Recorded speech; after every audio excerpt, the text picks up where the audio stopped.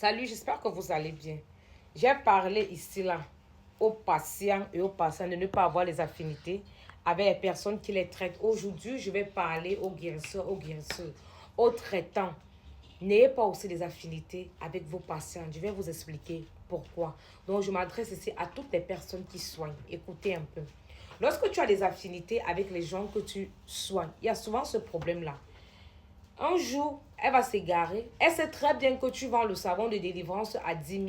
Mais ces gars, ils t'appellent en disant, ouais, 6, pardon, j'ai 5 000. Il peut venir prendre le savon de délivrance. Dès que tu donnes une fois, c'est fini. Dès que tu donnes une seule fois, j'ai dit, c'est fini. Elle ne va plus jamais rien payer au prix normal. Et maintenant, elle sait très bien qu'il y a certains traitements qui sont réservés à un certain type de personnes ou bien qui ont un certain prix parce que tu achètes ou bien tu commandes des produits qui sont un peu coûteux, mais un jour, elle s'égare quand même que tu dis, ouais, pardon, je voulais que tu me composes un peu l'huile, j'ai 1 000 francs. Je voulais un peu que tu me fasses un peu le traitement fort là, pardon, j'ai 10 000. Pardon.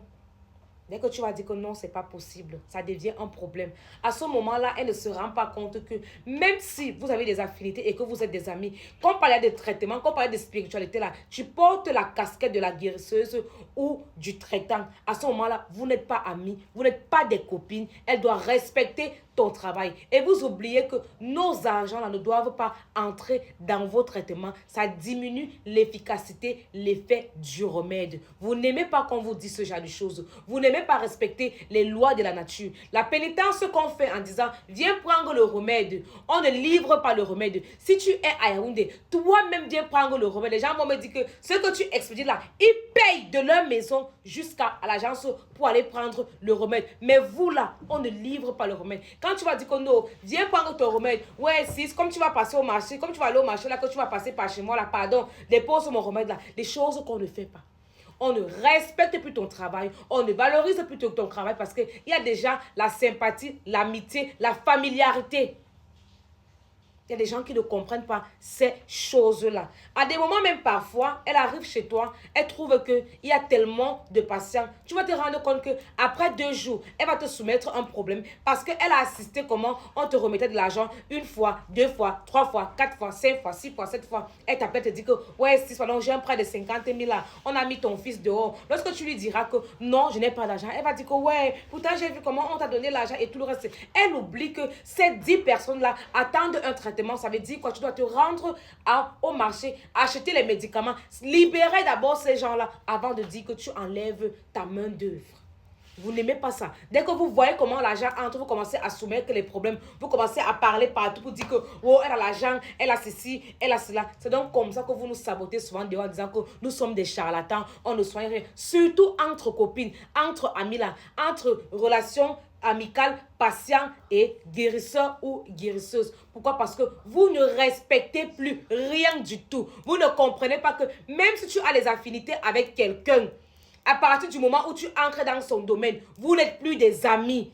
Quand on parlait de traitement spirituel, je porte la casquette de la guérisseuse, je porte la casquette de la traitante. Tu dois respecter le travail là et tout ce qui va avec. Tous les interdits là, tu dois respecter. Mais dans la familiarité là, vous allez dire, ouais, sis, pardon, je voulais faire ceci. Je vais passer chez toi là, comme j'ai vu les gens faire l'ensemble là, je voulais que tu me gardes un peu, je voulais ceci. Il y a même parfois, tu vas voir, par exemple, un benguiste, une benguiste vient peut-être, elle paye tout son matériel, elle paye tout, tu finis de la soigner. Il y a les petits trucs qui vont rester là. Ta copine voit ça, elle dit, ouais, pardon, donne-moi un peu l'ensemble de la benguiste qui est restée là, non, pardon, aide-moi. Vous n'aimez pas dépenser sur votre propre santé, sur votre propre corps, et vous voulez la délivrance, vous voulez la guérison, vous vous tuez. Vous vous tuez. Vous n'aimez pas qu'on vous explique ces lois-là. Parce que quand nous-mêmes, on se rend au marché pour acheter vos produits, nous sommes soumis aussi à certaines lois que nous sommes obligés de respecter. Oui. Faites très attention. Faites vraiment attention. Voilà pourquoi nous-mêmes là, on ne veut pas les affinités avec vous. Vous n'aimez rien respecter. Dès qu'il y a trop de familiarité là, tu ne respectes plus rien.